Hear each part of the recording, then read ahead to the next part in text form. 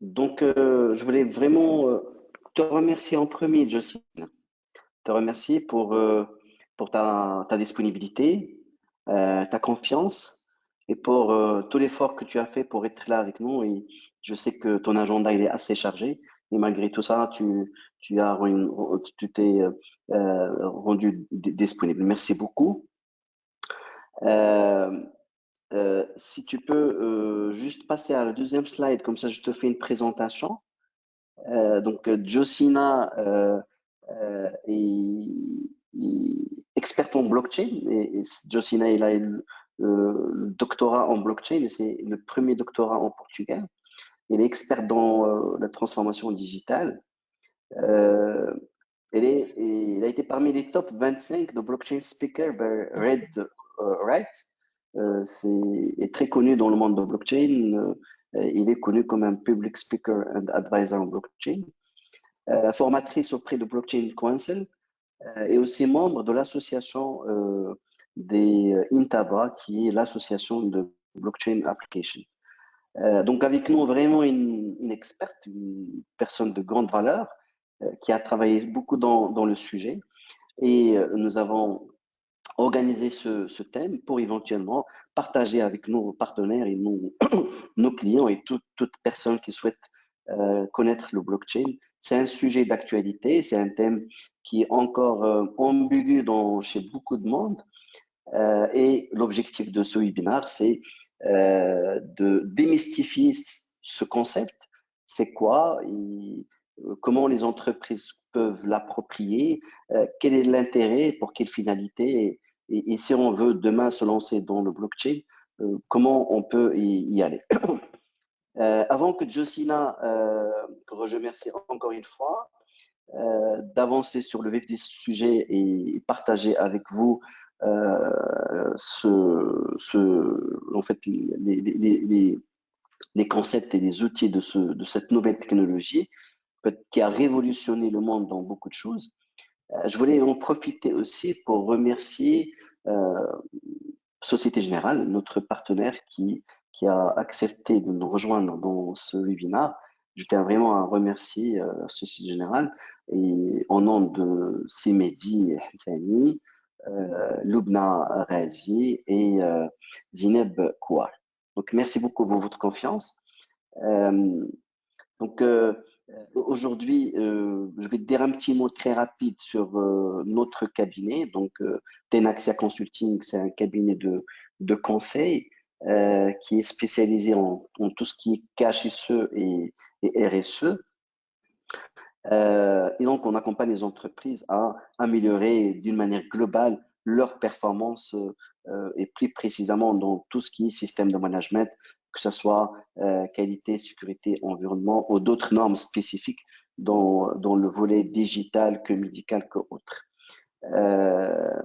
Et dans le monde digital, nous avons Simadine Maroc, qui est une solution digitale pour le pilotage des outils qualité, sécurité, je dirais, environnement.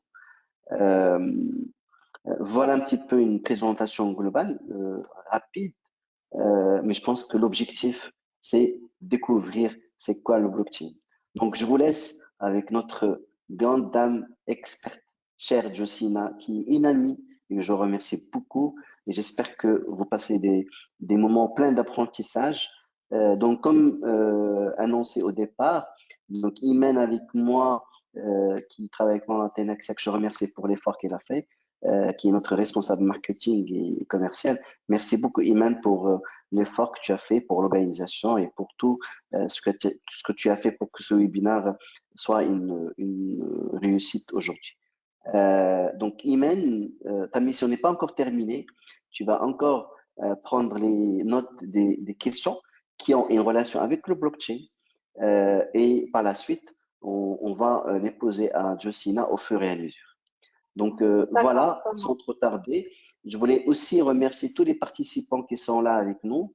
Ils sont déjà 37. Merci pour votre confiance et votre présence. Et n'hésitez pas à poser toutes vos questions. On est là pour répondre à vos questions. Josina, à toi la parole. merci bien. Je commence pour le mot amitié. Merci avant tout à Yacine, la personne, mon copain, pour l'invitation, pour la générosité de cet espace et pour parler avec vos partenariats. Merci à Tenaxia d'une façon institutionnelle, à Simalia et aussi à la Société Générale du Maroc pour l'invitation pour cette vidéoconférence. C'est vrai qu'on parle d'un buzzword, qu'on va parler des normes et des tendances, mais avant tout, on parle de confiance parce que la révolution de la confiance, c'est la blockchain. Alors, qu'est-ce que je propose? C'est une présentation très légère que vous pouvez découvrir ensemble des notions très basiques, mais après, je fais des petits points, des infos qui sont sur le marché avec les entreprises, qu'est-ce qu'elles font.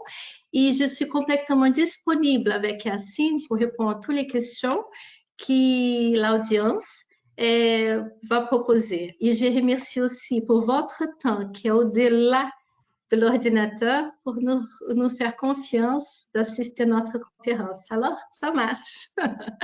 Bon, aujourd'hui, on a comme objectif, qu'est-ce que c'est la blockchain?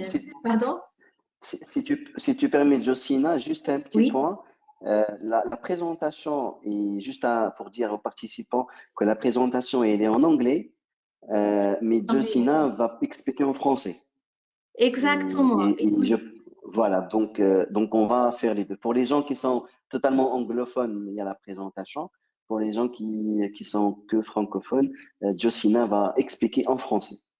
Oui, vous Et pouvez aussi merci prendre des beaucoup. screenshots.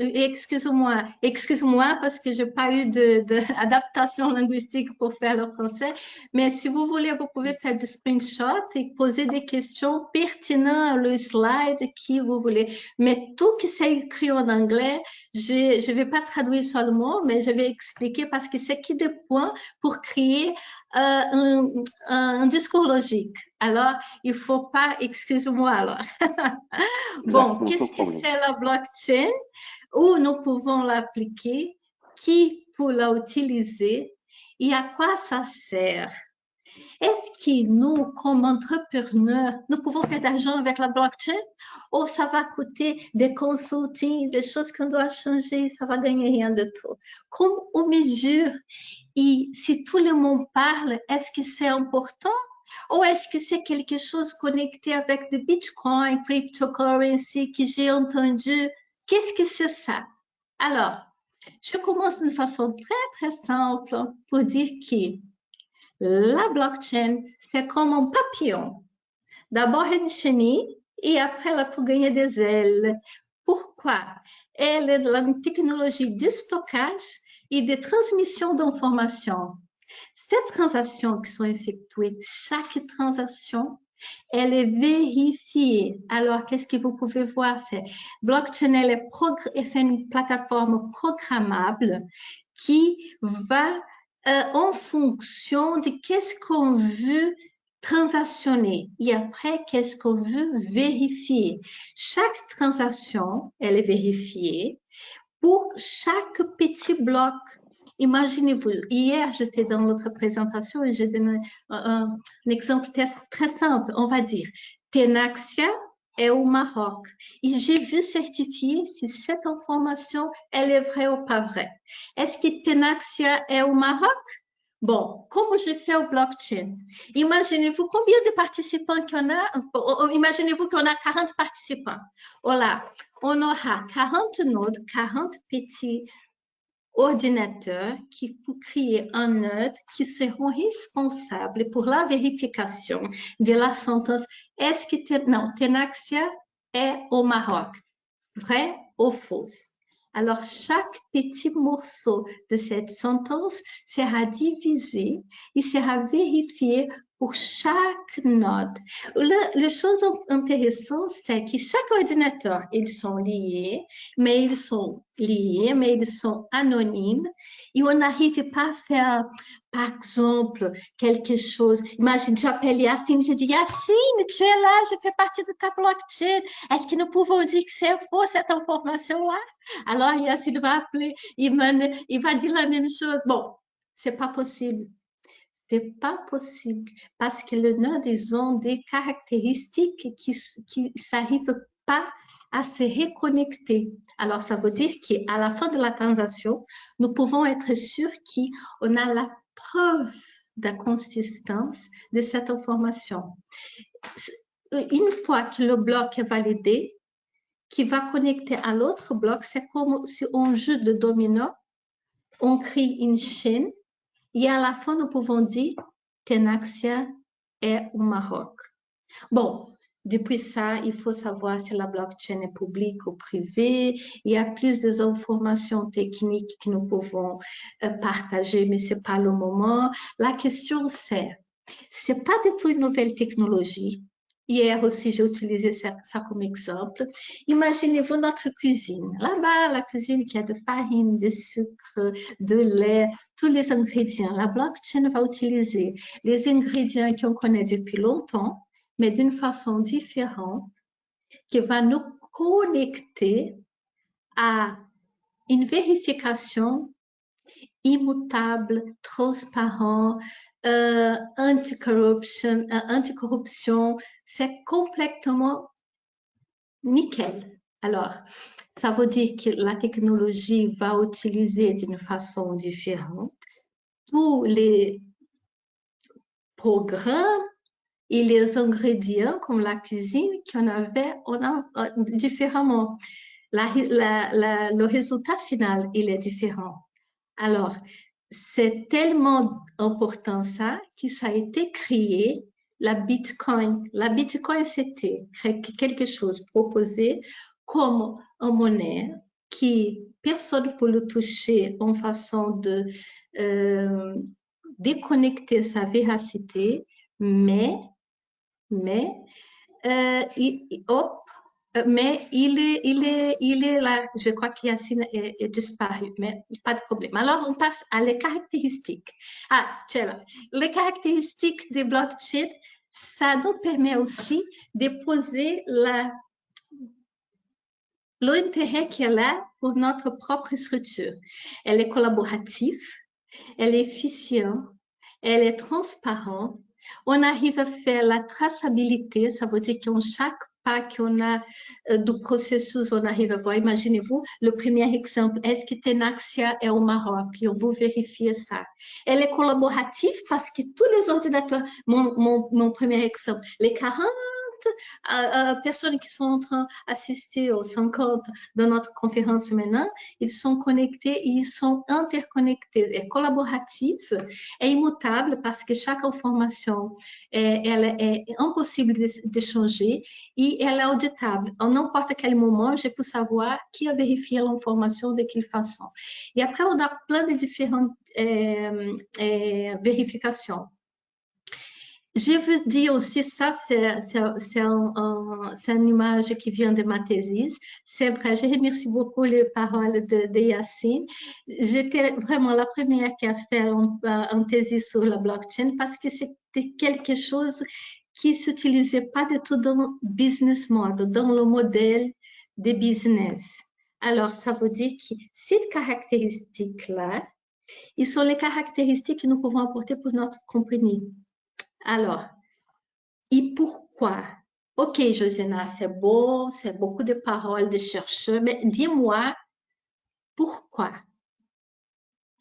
Pourquoi on a l'élimination des intermédiaires? Ça veut dire que sur le Maroc,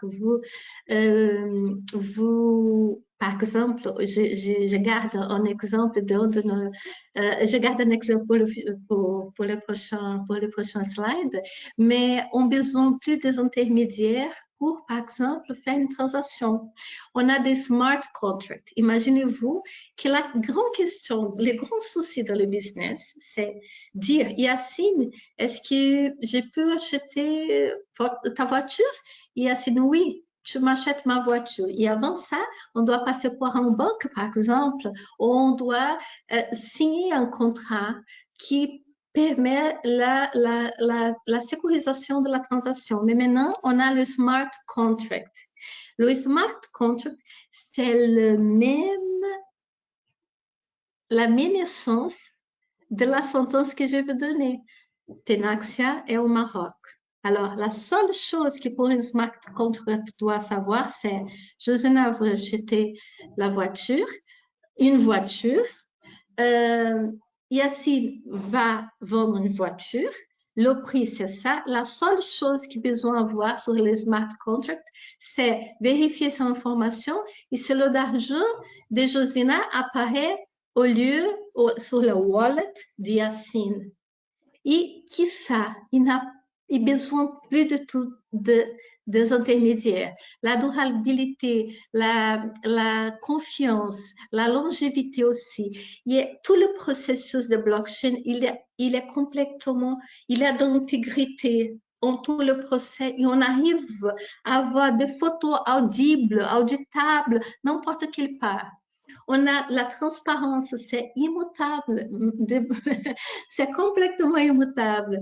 Je rigole parce qu'il y a des exemples qui sont très rigolos, mais je fais pour apprendre des use cases.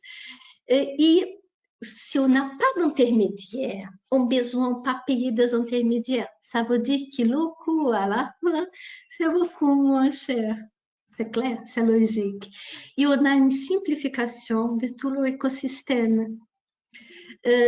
C'est important de dire ça, c'est important de dire qu'on n'arrive pas à voir toutes les structures en même temps en train de bouger dans le marché, mais qui la valeur de la blockchain, depuis que j'ai commencé à étudier ça en 2015-2016, qui est avec le cryptocurrency et les smart contracts, et je peux partager ici pourquoi j'ai pris tellement d'attention à ça. J'ai travaillé dans une grande société en Amérique latine et je faisais des scroll contracts, alors des contrats de long terme. Alors, c'était des contrats de milliers de dollars. Alors, les scroll contracts, c'est seulement en papier, comme vous savez très bien, de travailler avec des banques. La Société Générale est là, qu'il fallait payer pour sécuriser cette transaction. Mais si je pouvais utiliser la blockchain, ce type de sécurisation, c'était plus nécessaire. Alors, pourquoi pas on crée ça pour toutes les entreprises? Bon, c'est clair que tout le marché, il ne va pas utiliser ça directement, mais on a une question. Ça, c'était dit pour Deloitte avant le Covid. Mais maintenant, on travaille en télétravail. Je suis au Portugal et vous êtes là. Imaginez, vous êtes né à 2 ans avant. Impossible. Et c'est ça. C'est pour ça qu'on doit remaîtriser toutes nos organisations. Il faut dire aussi que ça crée de vitesse à tous nos business et c'est, une fois de plus, c'est audible pour tout le monde qui travaille avec les ISO et les conditions de qualité et excellence, c'est parfait. Et c'est pour utiliser aussi comme une commodity, un asset. Et c'est ça qu'on voit maintenant au marché. Pourquoi c'est relevant? Pourquoi? Mais j'ai fait ça, pour gagner, mais pourquoi? Et ça, c'était la première, c'était une cover, première page de Times, quelques années avant, et qui dit que la blockchain, je vais vous traduire exactement une version qui c'est purement peer-to-peer, ça veut dire ordinateur à ordinateur ou peer-to-peer, de la monnaie électronique permettra d'envoyer des paiements en ligne directement d'une partie à l'autre sans passer par une institution financière. Et je rigole avec ça parce que ça, c'était écrit sur Nakamoto, le créateur. Ça, c'est pas son nom pour de vrai. Alors, il a écrit ça en 2008. C'était comme une provocation pour les banques. Nous sommes avec le partenariat de Société Générale qui vient de créer un consortium pour utiliser ce type de transférence bancaire pour agiliser et peut offrir à ses clients les meilleures réponses.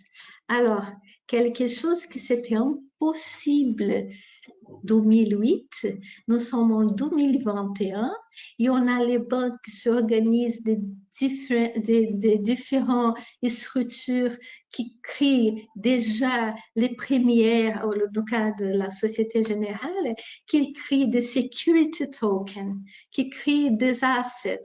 Alors, c'est pas ça que Nakamoto a dit. Les banques, ils créent aussi des structures qui utilisent le blockchain. Et c'est ça. Ça, c'est Tapscott. C'est quelqu'un qui m'a beaucoup inspiré sur mes études. C'est un monsieur qui travaille depuis 35 ans sur la digital transformation, digital age, l'ère digitale, et qu'il dit qu'il n'a jamais vu une technologie qui peut créer un potentiel pour l'humanité. L'autre fois, Tenaxia est au Maroc, on va savoir ça. Si on a un système qui peut vérifier, est-ce que ça c'est un crayon? Non, ça c'est pas un crayon. Alors, si je peux avoir un système indépendant que je n'arrive pas à le craquer, que je n'arrive pas à le couper, que je n'arrive pas à le déchirer, qui va vérifier tous les infos, ça peut changer quand même l'humanité. Pourquoi? Parce qu'on a des élections, on parle de business. Pourquoi? Parce que nous sommes entrepreneurs, parce qu'on fait attention à nos emplois, on veut créer des opportunités, on veut démarrer de nouveaux business. C'est pour ça que nous sommes là.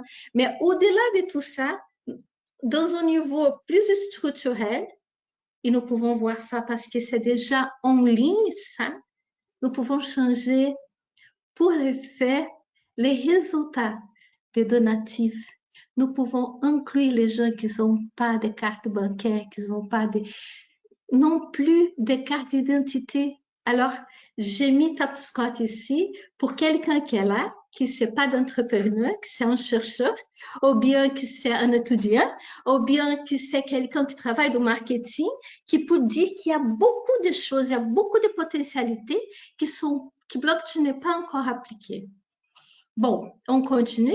Blockchain, c'est comme je viens de dire, ils sont en train de réinventer la voie. Pourquoi? Parce qu'il crée des potentiels de transformation des industries. J'ai plein de use cases. Et aussi, il aide les entreprises actuellement à, c'est pas seulement se restructurer, à identifier de nouvelles opportunités de business qui avant, c'était pas possible. Mais avant ça, j'ai une question pour provoquer un peu. Ah, je dis non, mais écoute, tu dis là que c'est super, c'est excellent, mais pourquoi ça s'était pas créé avant? Si c'est tellement simple, parce que c'est simple, quelqu'un qui travaille avec des logiciels, qui sont développeurs, c'est très, très, très simple. Mais pourquoi? Parce qu'on n'avait pas de capacité de faire du storage, how can I say, pour stocker les infos. C'est que pour ça, les ordinateurs, les portables, il y a aussi des clouds. Alors, ça, c'était une provocation pour vous faire penser au-delà de qu'est-ce que je montre, mais aussi pour faire un peu de, mais écoute, si ça, c'est tellement bien, pourquoi ça, OK, mais il y a toujours une raison, et aussi, il doit être toujours très simple. On continue, qui peut appliquer? Ah, c'est bien. C'est les business, les individuels, et aussi la governance. Les individuels, oui, parce que, je viens de créer un thesis qui vous propose un nouveau business. Alors, j'ai la propriété intellectuelle. Par exemple, ma thesis est sur le blockchain. Je peux créer quand même une chose qui se dit beaucoup maintenant, que c'est un buzzword maintenant, c'est NFT. Le NFT, c'est créé sur le blockchain. Imaginez-vous, j'écris ce type de marqueur, c'est complètement différent. Il y a des outils ici complètement différents. et je le propose en NFT. Alors, moi, j'ai individuel, j'ai une personne très simple qui veut créer demain NFT et fait un business. Vous savez combien c'était vendu? Il fait 2 mois le premier tableau par Christie's sur le NFT. Croyez-vous? 69 millions de dollars. Ah oui, ça c'est un case study. Et tout ça, on dit en blockchain. Bon, je dis des individuels parce que ça, c'est pas seulement pour des business. Et par exemple, les certificats, les diplômes, c'est tout ça. Bon, on continue. Le Covid, je vais passer très vite, mais c'est pour vous dire que tout qu'on avait avant, on doit se restructurer. Et ça, c'est une grande opportunité. Parce que notre capacité de réaction, elle est en fonction des besoins et des priorités. On parle des causes humaines qu'on vient de passer à côté des plans de famille avec le Covid. Et qu'est-ce qui s'est passé? C'est un nouveau normal qui vient d'arriver. Et le nouveau normal, il a créé le remote work, le travail à distance. Et ça crée un nouveau normal. Par exemple, nous sommes là et pour nous, c'est déjà normal parce que depuis un an, on fait des vidéoconférences et c'est tout normal. La flexibilité, ça, pour vous, entrepreneurs, pour moi, c'est très important. J'ai considéré 9 axes importants pour vous rappeler. Il faut être flexible. C'est critique être flexible. C'est quelque chose que je faisais 2 ans avant, c'est pas possible de le faire maintenant. Il faut créer des nouvelles structures qu'il faut donner des réponses à les clients, travailler différent avec de fournisseurs. Le Covid, il est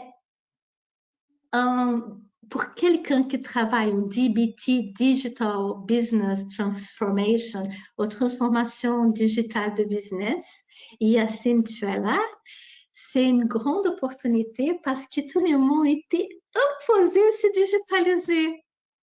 D'un moment à l'autre, au Maroc, je suis en Europe, et aujourd'hui c'est vendredi, et nous sommes à la fin de la 12e semaine de pas de confinement. Et quand on va là-bas dehors, on voit un pays complètement différent. L'hôtellerie, elle a souffert beaucoup parce que nous sommes un pays touristique. Il faut créer, il faut se flexibiliser, il faut créer de nouvelles réponses pour ce nouveau normal. On a aussi une digital strategy. Si on parle de stratégie de digital, on parle pas ce qu'il y a à voir pour avoir de bons brands, ou je travaille avec une consultrice, on a ça. Non. On doit avoir une stratégie digitale.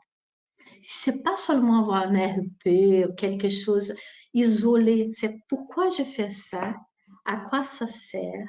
Ok, combien ça va me coûter toujours en faire compte de ça, mais plus que ça, il faut toujours savoir les impacts qui sont à court, à moyen et à long terme.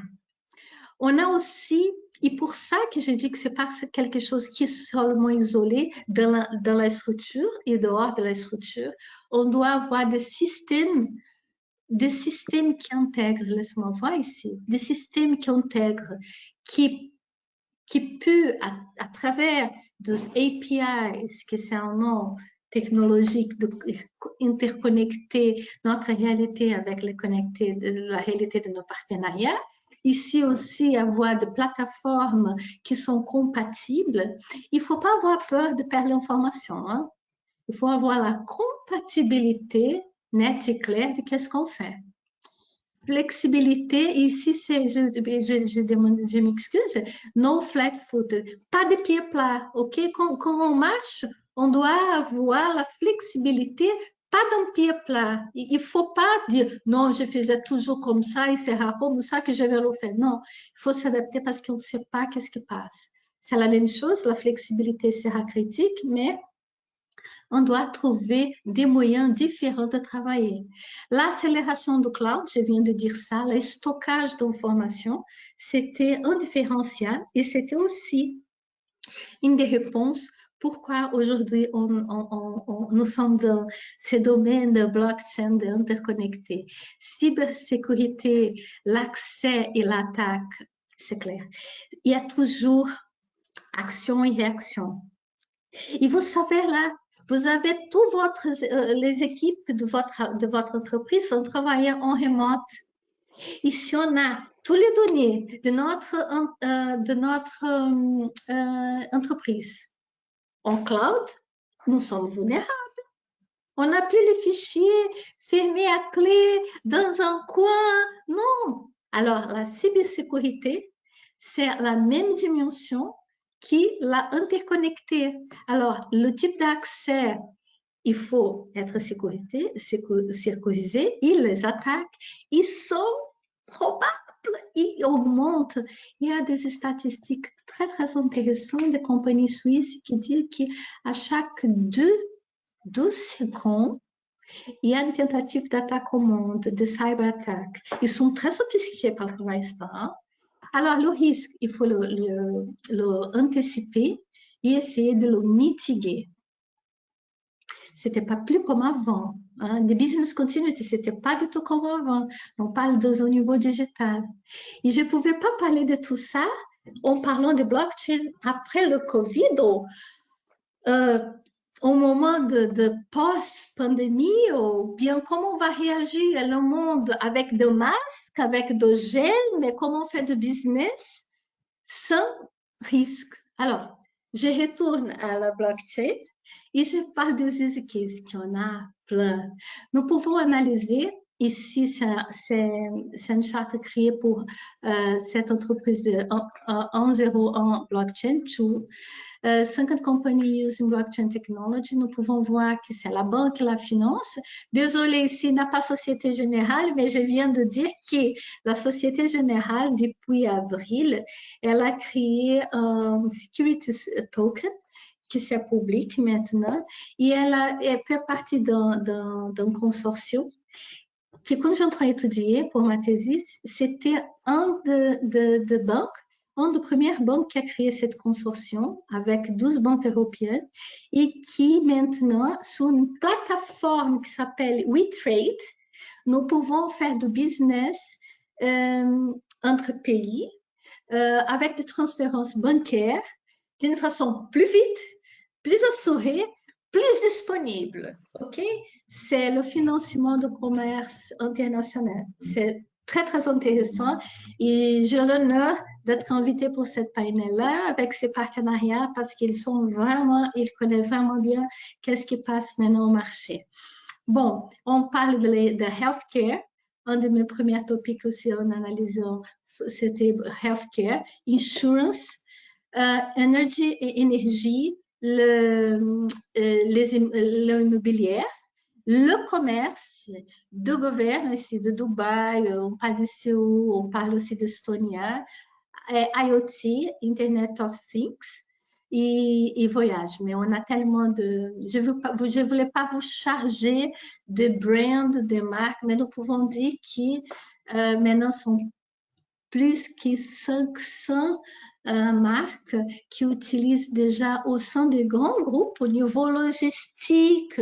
Quelqu'un qui fait de transportation au Maroc pourrait contacter parce que c'est excellent l'application de blockchain au logistique. Pourquoi? Qui fait le supply chain? Il y a beaucoup de bureaucratie, de documentation, des papiers à livrer, des communications avec le driver, le motoriste, des problèmes de Covid qui a créé maintenant avec des grèves, avec des problèmes de gens qui sont travaillés. Alors, on a des cases qui c'est vraiment qu'avec le blockchain, ça permet de réduire l'impact. Alors, Pour le gouvernement, ici sont quelques petits exemples pour ne pas charger trop, parce que je vois l'horaire et on passe déjà. Mais par exemple, Estonie, qui c'est un petit pays au sein de l'Europe, il a commencé depuis 2012 la protection nationale des données, le e-services, les services électroniques et pour le secteur public et privé. Ça veut dire qu'aujourd'hui, notre carton d'identité ici à l'Europe, c'est tout le monde pareil, dans tous les pays. Mais en Estonie, on a sur le blockchain toutes les infos de citoyens. Et c'est super bien parce que c'est interconnecté. Des sécurités sociales, des données aussi fiscales, des données de citoyens, des infos générales sont là-bas. Dubaï, c'est une devise qui inspire tout le monde parce qu'elle était créée depuis la base et elle a dit depuis 2020, l'année dernière, on sera sur la blockchain. Ils sont là. Et leur stratégie, c'est basé sur 3 piliers. La efficience gouvernementale au niveau des services publics, création de plusieurs industries, de travail, vraiment produire les choses parce qu'on sait que le Dubaï est venu de le pétrole, les ressources naturelles, mais il veut créer des choses. Et il crée aussi international leadership, la leaderance internationale. Et la Chine qui s'était créée, c'était basé, parce qu'on le sait très bien, qui sont trading avec tous les pays, c'est essentiel d'avoir, par exemple, au cas spécifique que je peux dire que c'est un case, c'est en Malaisie et Malacca Strait. Ils ont créé pour ces échanges de commerce tout basé sur la blockchain. Alors, je peux vous dire aussi que c'était la base de la création de consortium Tesus où travaille la Société Générale Assurance avec les Chinois. Alors, c'est bien ça. Bon, on continue. La blockchain for the smart cities, ça, il me plaît beaucoup parce que tout le monde qui parle au niveau, je ne sais pas s'il y a quelqu'un ici responsable de la structure gouvernementale du Maroc, mais il faut dire mais nous, entreprises, nous pouvons proposer des réponses à le gouvernement au niveau de l'économie et emploi. Et c'est simple à dire. Si on partage des informations, on se récupère et si on sécurise les informations, on a des milliers d'applications. Nous pouvons parler d'identité et de culture, la propriété intellectuelle, l'identité comme estonienne, health, c'est excellent. Imaginez-vous que quelqu'un dans votre famille a un problème de naissance. Mais depuis qu'on est, on doit aller au notaire et faire l'inscription de naissance. Alors, l'inscription de naissance peut être en blockchain. Après, on va à l'hôpital. Toutes les questions de santé peuvent être en blockchain. Peut être aussi interconnecté avec les assureurs. Imaginez-vous que j'ai un problème de naissance et je dois avoir conditions pour avoir des différents exemples, des différents diagnostics, des différentes spécialités. Ça peut être là-bas aussi. Et pour ça, je peux aussi dire que j'ai des caractéristiques spéciales qui peuvent avoir de différentes éducations. Tout ça. Alors, transportation, l'intelligence du gouvernement, on dit aussi de cybersecurity. Énergie, l'énergie, c'est quelque chose de critique et je vous demande, messieurs penseurs, entrepreneurs et penseurs, s'il vous plaît, créez des idées pour l'énergie avec des énergies renouvelables, avec de nouvelles sources d'énergie, parce que ça, c'est le futur. Et si vous associez la blockchain, c'est parfait. Sécurité publique, bon, ça, c'est c'est l'autre, et je vais commencer à passer un tout petit peu plus vite parce que, à cause du temps, mais pour quelqu'un qui travaille l'assurance, c'est toujours très intéressant, nous pouvons parler de cet exemple ici qui a créé du smart money, qui maintenant s'est proposé un peu pour partout avec les assureurs, ou bien les assureurs pour créer un produit spécifique et utiliser la blockchain, par exemple. Imaginez-vous qu'au sein de Casablanca, j'organise comme un événement, quand je suis organisatrice des événements et mes partenariats, Tenaxia, Simalian et Société Générale, on organise un marathon. Un marathon le jour de père. OK, on invite tous les pères et on crée un produit pour assurer les compétiteurs qui vont faire partie de cet événement-là. Un produit spécifique pour ce type d'événement-là.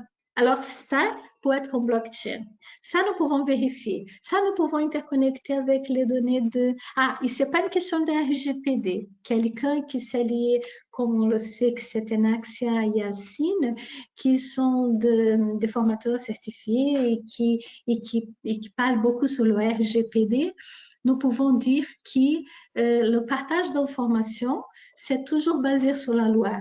Et ça, c'est l'autre chose que j'aimerais bien dire. Bon, je passe ici vite qui pour vous dire que National Disability Insurance Scheme, c'est Smart Money, c'était un des premiers qui a été créé, mais il y a plein des actions qui maintenant, ça bouge le secteur assureur. Et on continue par l'éducation, comme je viens de dire, tous nos certificats. Au MIT déjà il fait l'émission de certificats en digital. On a aux États-Unis, on a au Mexico, on a Columbia University avec la IBM. Bon, partout maintenant, on a en Italie, on a tout, partout. E-commerce, ça c'est intéressant pour nous qui sommes aussi de travailleurs avec de nouvelles tendances, c'est pour ça qu'on parle des tendances. Et ici, on a tellement des applications qui ça crée de nouvelles conférences. Pourquoi? Nous pouvons dire que l'inventaire, quand nous sommes, le contrôle d'inventaire, quand nous sommes sur la blockchain, n'importe en quel moment, nous pouvons contrôler des stocks, des terrains, nous pouvons réduire les articles de stock, on peut également organiser un inventaire, des replacer des produits. Bon, des pré-caractéristiques, nous pouvons en avoir. Digital ownership, la propriété numérique avec la blockchain, il veut donner par des actifs digitaux. Je viens bien de vous dire, j'ai ma propriété intellectuelle qui c'est sur la blockchain et personne ne peut le toucher. Alors, avant, nous pouvons dire que c'était... je suis consulting d'un grand banque de services de propriété intellectuelle. Par tout le monde, nos enfants,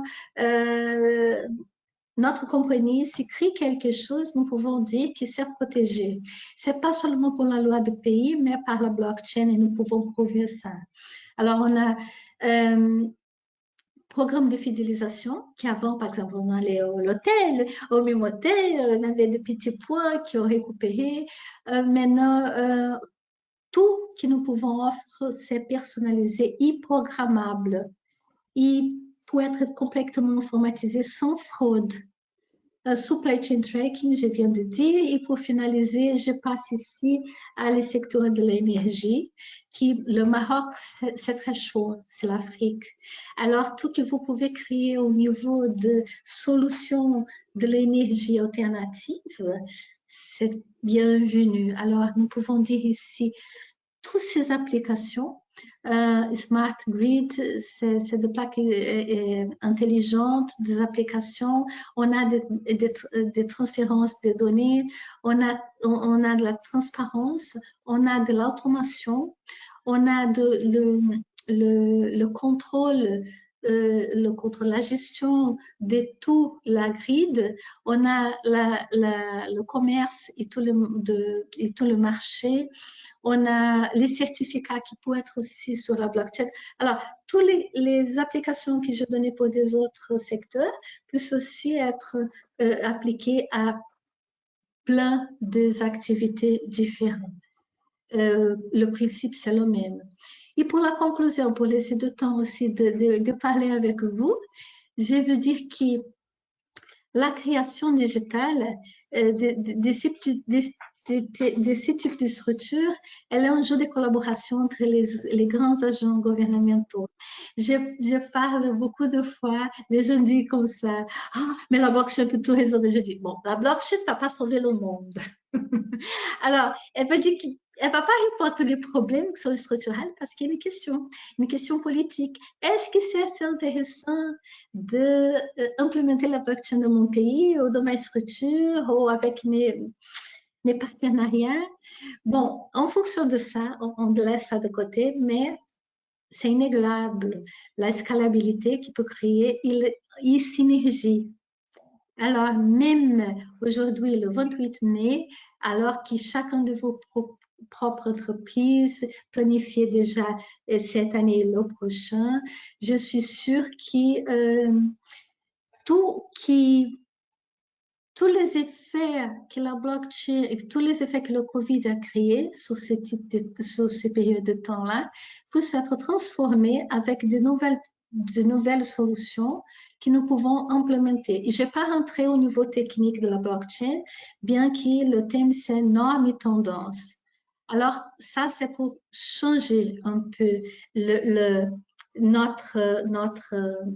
notre cible.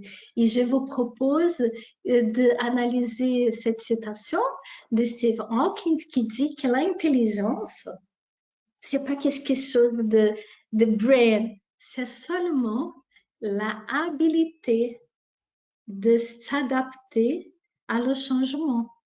Alors pour ça, je viens de dire que je suis ravie de parler sur vous, avec vous dans ce panneau-là. Et je termine ma présentation. J'aimerais bien remercier une fois de plus. Je suis disponible pour vos questions. Je continue ici. L'intelligence, l'habilité de s'adapter pour changer. Excellent, merci beaucoup, Josina. Intelligence is Merci the beaucoup. ability to adapt to change current. شكرا. Imen, donc merci beaucoup, Josina, pour la présentation et pour l'échange. Merci pour l'effort que tu as fait pour donner des exemples concrets, simples et pour démystifier le concept. Imen, est-ce qu'on a des questions? Donc oui, il y a la question de Monsieur Yassine El Moukhamtar. Donc la question est pourquoi vous n'intégrez pas la blockchain dans des applications mobiles ou des desktops du banque? Dans les applications, pardon.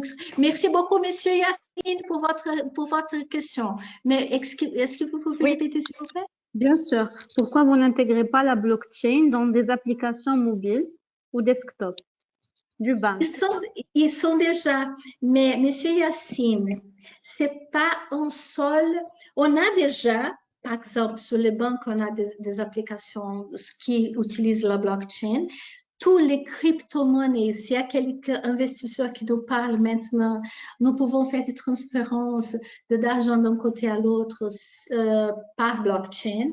Mais la blockchain, elle n'est pas un outil que nous pouvons intégrer toute seule. On doit avoir une structure, une compagnie. Imaginez-vous que l'application que vous disiez, c'est de votre banque non, pas de banque parce qu'on parle de questions financières. Alors, nous pouvons parler de banque digitale qui commence au CDBC et c'est l'autre thème de conversation. Mais pour votre cas, imaginez-vous une application pour voir le système de transport de Casablanca. Pour ça, la structure gouvernementale responsable pour le transport à Casablanca doit gérer une structure en blockchain qui permet de fournir les infos véritables pour ajouter à leur système pour disponibiliser à vous qui c'est le client. Alors, c'est quelque chose qu'on ne voit pas comme une application. Il faut créer une structure de côté. C'est ça? D'accord. Imen, deuxième question. Oui, il y a la question de Madame Selwa Hassouni. Donc, tout d'abord, elle vous remercie pour la présentation et elle demande c'est quoi exactement la synergie? Ah, merci, Madame Saloastienne. Laisse-moi te dire ici, entre guillemets, la blockchain en digital transformation, c'est parce que j'ai une fille. Alors, je suis une femme. Alors, comme je vois, Madame, je suis ravie de savoir qu'il y a des femmes qui sont sur l'assistance, il y a moi aussi, parce que c'était une grande opportunité d'intégrer des femmes au niveau des transformations digitales, la blockchain. Alors, c'est entre parenthèses. Et la synergie que nous pouvons créer, je vais donner un exemple très simple. Je suis au Portugal et j'ai fait de business, je travaille avec de tissus. Imaginez-vous que je vends des tissus, mais Yassine, qui c'est au Maroc, il travaille avec de tissus aussi. Il y en a de différents fournisseurs, mais nous sommes concurrents, c'est vrai, mais nous pouvons avoir de nouvelles structures pour nos produits. Alors, nous pouvons faire un partenariat et nous pouvons créer un supply chain, un système de transport pour l'autre côté de l'Europe ensemble. On fait la division de coûts, on met nos deux compagnies sur la même structure de blockchain et on partage les résultats. Réduction des coûts, on arrive à contrôler par système. Le monsieur Yassine qui m'a dit sur les applications, par exemple, il y a des structures qui font de supply chain, de transport. Nous pouvons contrôler absolument tout, comme aujourd'hui c'est le FedEx, le Amazon. Nous pouvons faire le tracking pas à pas où c'est la marchandise. Ça veut dire que si les agents créent des structures entre eux pour créer des synergies, nous pouvons créer des synergies quand même avec les compétiteurs, si bien placés. Pourquoi? Parce que tout le monde a besoin d'avoir l'accès à la même information. Mais la façon qu'on va l'utiliser, c'est différent. Yacine va l'utiliser d'une façon et je vais l'utiliser de l'autre façon. C'est pour ça la synergie.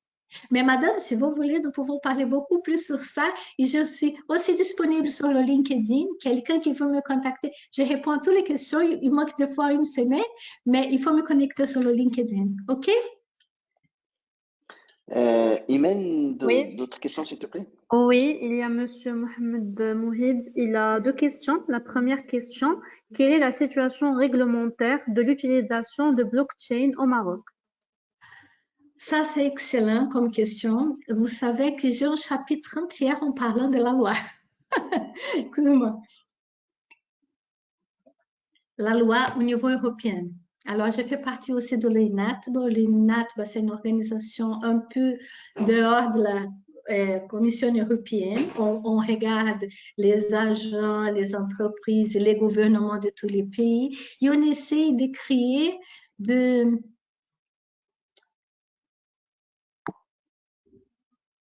où dépasse mon droit et où commence le droit de l'autre en parlant de blockchain. Alors, ça veut dire que, pour répondre à vos questions, au niveau légal du Maroc, au Maroc considéré qui créer en banque centrale, mais je ne suis pas tout à fait dedans la loi du Maroc. Alors, il y a un digital currency qui ça commence déjà au Maroc, que je le sais, mais au niveau de la loi, pourquoi? Parce que les États-Unis, qui ont plein de petits États, chaque État a sa législation, réglementation spécifique. Ici en Europe aussi, mais quand même la communauté européenne essaie de créer un alignement. Et au Maroc, je le sais qu'au niveau des banques centrales, il essaie de démarrer une digital currency, une monnaie digitale, mais au niveau de la loi, monsieur, j'ai pris que c'est quelque chose de normal, excusez-moi, mais monsieur, je ne sais pas tout à fait le répondre, vous répondre au niveau de la loi, mais ça, c'est un thème de l'autre panel. Ok. D'accord. Dans la deuxième Ok. question Imen, de Monsieur Mohamed est comment participer et ça rapporte quoi comme bénéfice et c'est combien le capital minimal? Ah, ça, c'est une bonne question. Bon, je suis économiste, alors je suis toujours bénéfique ou il faut faire une analyse sur quel est le business que vous avez, quel est le type de problème que vous avez comme diagnostic et qu'est-ce que nous pouvons proposer.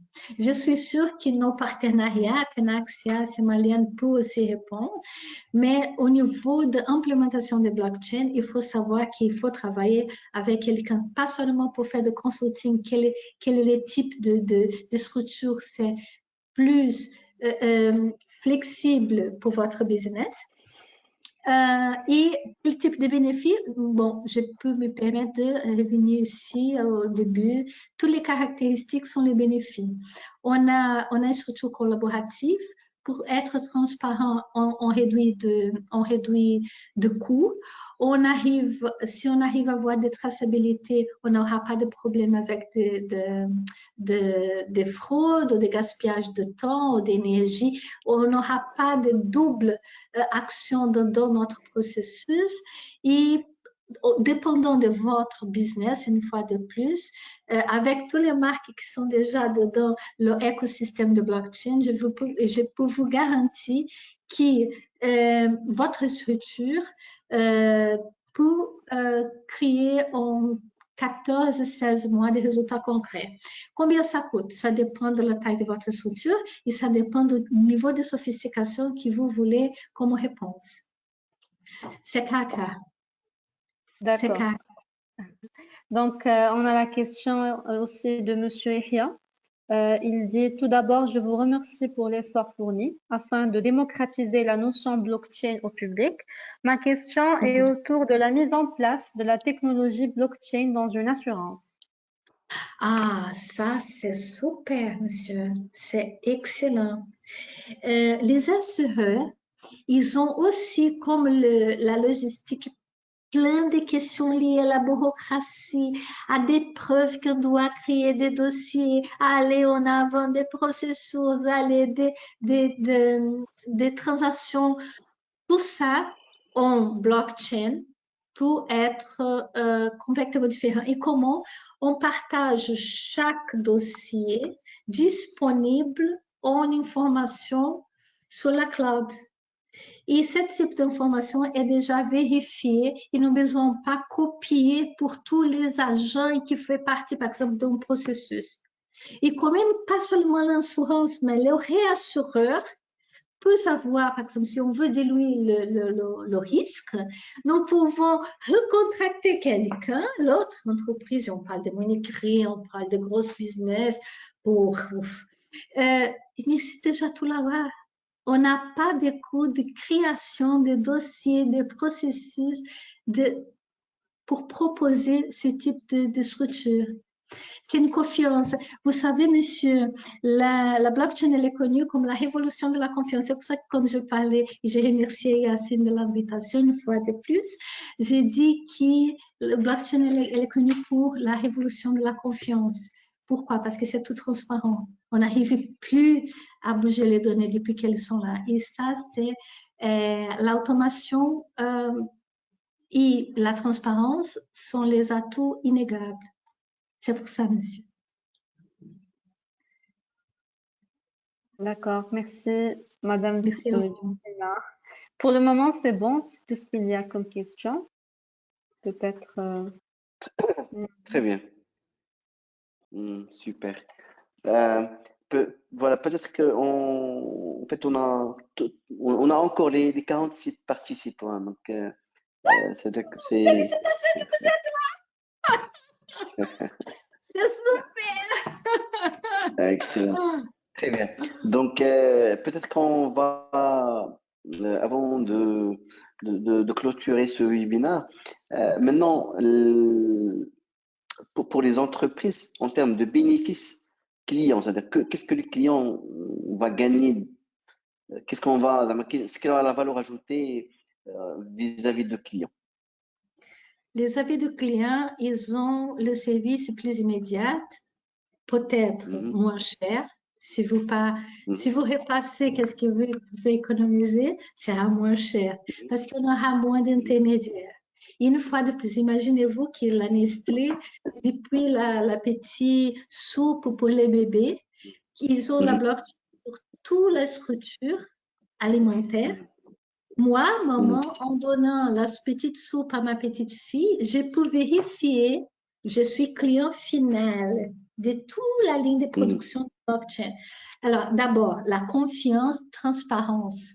Je peux voir qui a fait la plantation du petit pois qui c'est dedans, et l'appui de la pomme de terre qui c'est dedans, quand elle est arrivée, qu'est-ce qu'elle a fait, qui était le responsable, la date de transport, la date de validation, absolument tout, traçabilité. Donc toute la partie traçabilité, et donc voilà. Maintenant, vous avez parlé tout à l'heure des bénéfices de transparence. C'est quoi quel degré de transparence? Est-ce qu'on parle d'une transparence à 100% ou il y a toujours… Parce que pour moi, sincèrement, je parle des manières…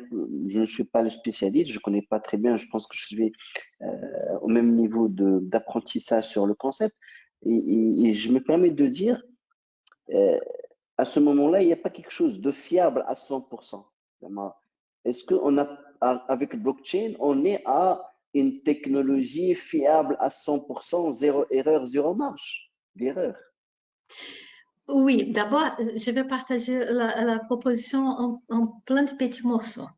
D'abord, je ne vais pas parler les types de blockchain parce que j'allais beaucoup très technique. On a deux types, on a trois types, public, privé et mixte. Très bien. Privé, c'est appliqué pour notre environnement avec les entrepreneurs, avec les entreprises et on choisit quel type de données sont partagées. Les données partagées importantes pour le client. On ne va pas partager absolument tout.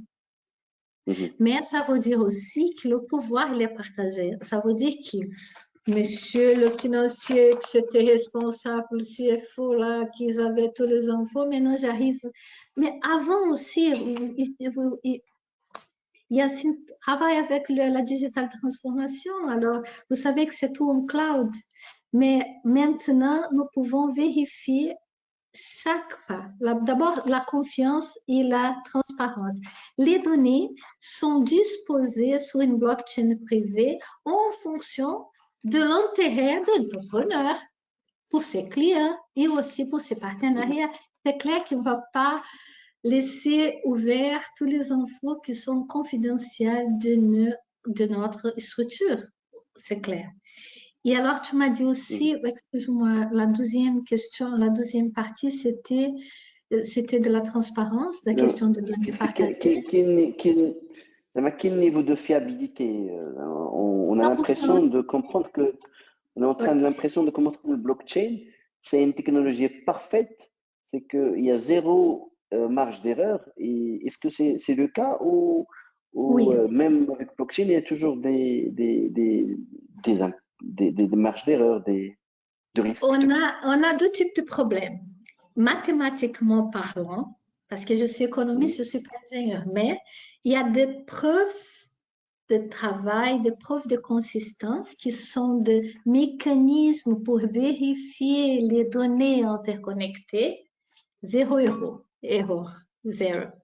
Mais au niveau de l'application de cette information de notre structure, ça change. Alors, ça veut dire que Tenaxia est au Maroc, c'est vrai.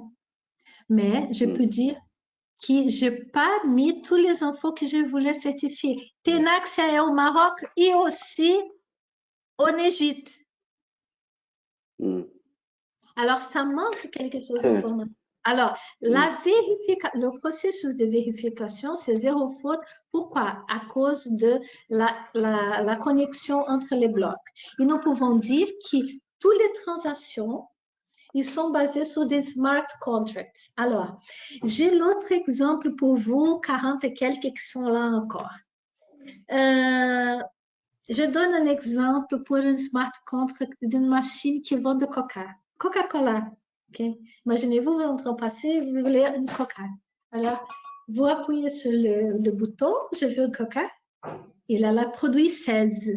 C'est même produit 16. coûte 1 euro.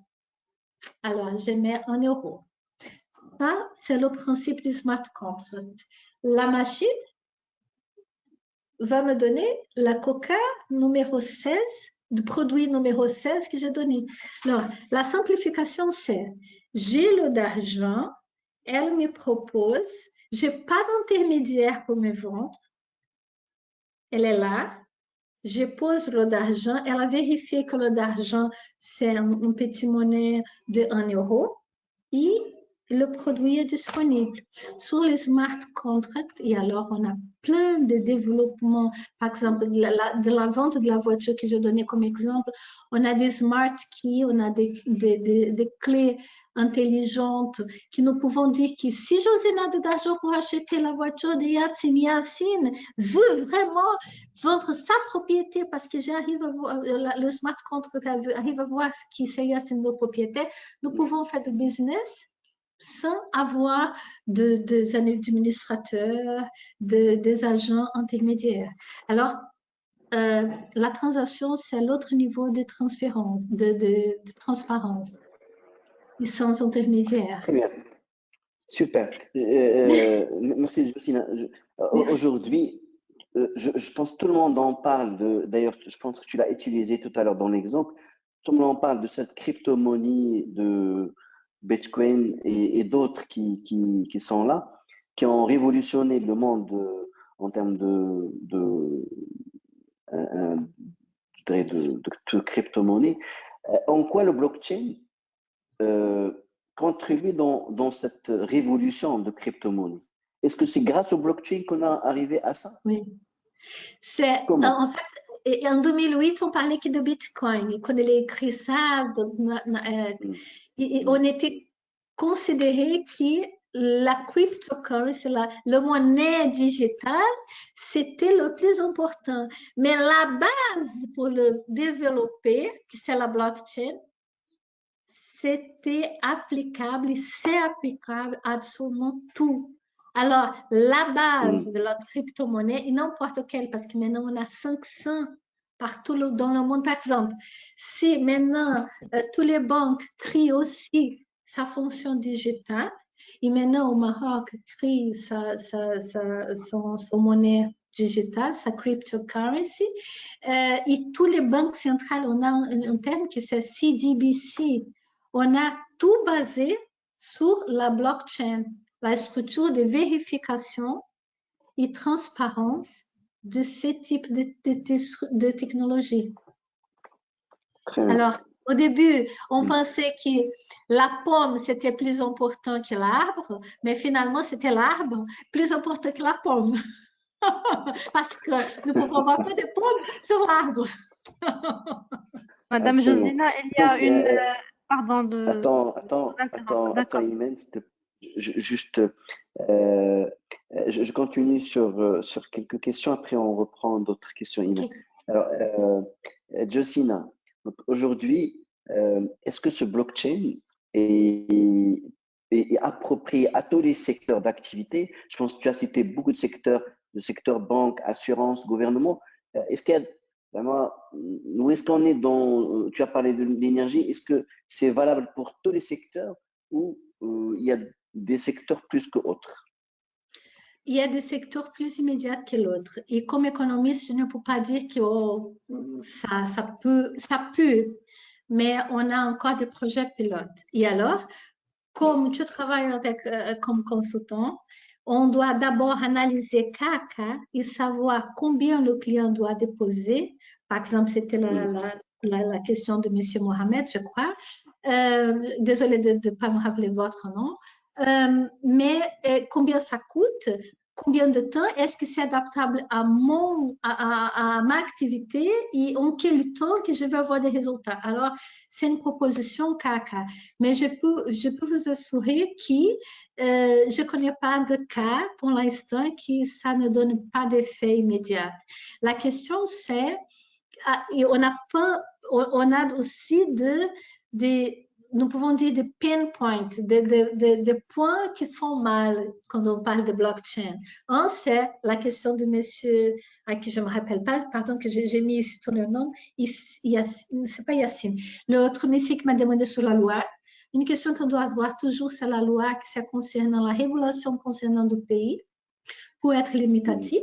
Le deuxième, c'est le secteur d'activité que vous êtes en pleine activité. Il faut vraiment faire attention. Par exemple, qui travaille avec des supply chain, avec beaucoup des intermédiaires, je veux garantir que c'est immédiat. Et la troisième, c'est aussi votre disponibilité. C'est pour ça que j'ai trouvé intéressant créer des axes stratégiques pour des tendances pour le nouveau normal. Parce que maintenant, nous sommes en digital. Nous sommes là grâce à notre vidéoconférence. Mais ça veut dire que nous sommes dans un moment que quelques types de propositions structurelles pour créer un impact énorme. Est-ce que nous sommes sur le problème? Nous pouvons aussi créer pas seulement la digitalisation, désintégrer, mais intégrer dans une nouvelle structure. Excellent, merci. Imen, tu as d'autres questions qui sont arrivées? Oui, une dernière question de Monsieur Ahmed. Il dit merci pour la présentation. Est-ce que la blockchain supprimera des métiers ou fonctions intermédiaires pour réduire les coûts, par exemple les notaires, les intermédiaires d'assurance ou les banques? Merci, Monsieur Armand. Je dois remercier à toutes les questions posées parce qu'elles sont très, très intéressantes, très pertinentes et très collaboratives pour faire que ces panels soient plus intéressants. Vous savez, je ne crois pas au 0-1. Je suis mathématicien, je suis économiste, je suis numérique, mais je ne crois pas en définition radicale. Je crois que les notaires doivent maintenant prouver qu'ils ont des valeurs ajoutées. C'est pas seulement demander une signature, monsieur, j'ai vu 400 francs pour votre signature. Ça va plus, ça. Il faut créer des métiers avec des valeurs ajoutées. Alors, ils ne vont pas disparaître, l'avocat, les cabinets de notaires, mais ils seront appropriés d'une nouvelle structure du côté, parce que j'ai bien dit dans des slides que je ne crois pas que la société, ça permettra de changer directement, mais le valeur ajoutée à l'activité qui vous proposez, ça doit être net et clair. Sinon, on va sur la blockchain. Alors, je ne crois pas qu'il va disparaître, mais je crois que le boulot et aussi la capacité de nos employeurs, collaborateurs, les structures doit être différent. Excellent, parfait. Josina, on va clôturer avec une dernière question. Je pense qu'il y a des personnes qui sont arrivées plus tard. J'aimerais bien qu'on rappelle d'une manière très succincte, mais plus simple, c'est quoi le blockchain? Parce qu'il y a toujours cette question qui, malgré qu'on donne des explications, mais parfois, ça reste encore un petit peu ambigu. Est-ce qu'on peut démystifier avec une définition très simple, très pratique parce qu'il y a des personnes qui arrivent. C'est une technologie de stockage et transmission de données. C'est simple. Voilà. Très bien. Mais comment faire ça et que c'est la différence? Qui sont des blocs liés. Blockchain, on a plein de chaînes liées. Nous sommes tous avec le bras un avec l'autre, mais je suis responsable pour la vérification d'un petit morceau de toute l'information de la transaction. Et chaque petit bloc, c'est responsable. À la fin de la chaîne, on doit voir si tout le monde vérifie c'est OK cette information. Et seulement à la fin, elle est OK, on passe à la prochaine.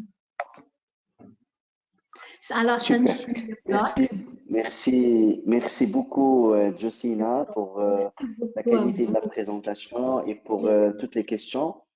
Je voulais, voilà, donc je pense il est déjà 16h17.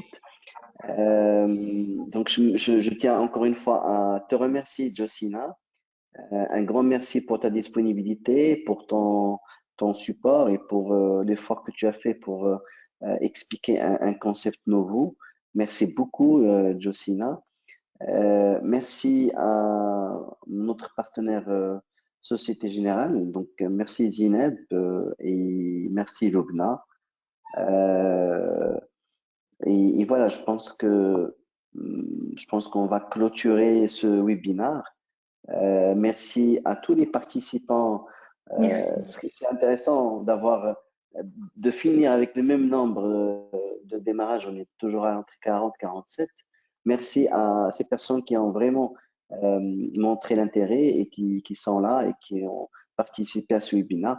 Et on vous donne rendez-vous d'autres webinaires bientôt avec des thèmes aussi intéressants, aussi d'actualité. Et espérons que ce concept, je pense qu'il y a quelqu'un tout à l'heure qui a posé une question sur la réglementation. Moi, à ma connaissance, je ne pense pas qu'il y ait encore une réglementation. La vérité, je ne suis pas sûr, mais je ne pense pas qu'il y ait encore une réglementation au Maroc sur blockchain. J'espère que ce concept soit plus démocratisé au Maroc et que ce soit plus réglementé et régulé pour que nos entreprises en bénéficient et s'inscrivent dans cette révolution qui est aujourd'hui mondiale.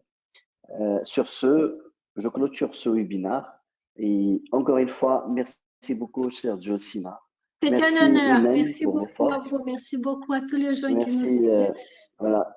Merci Imen pour l'organisation.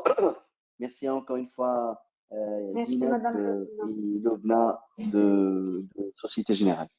Au revoir et à très bientôt au prochain À webinaire. très Merci. bientôt. À la prochaine. Merci. À la prochaine. Au revoir.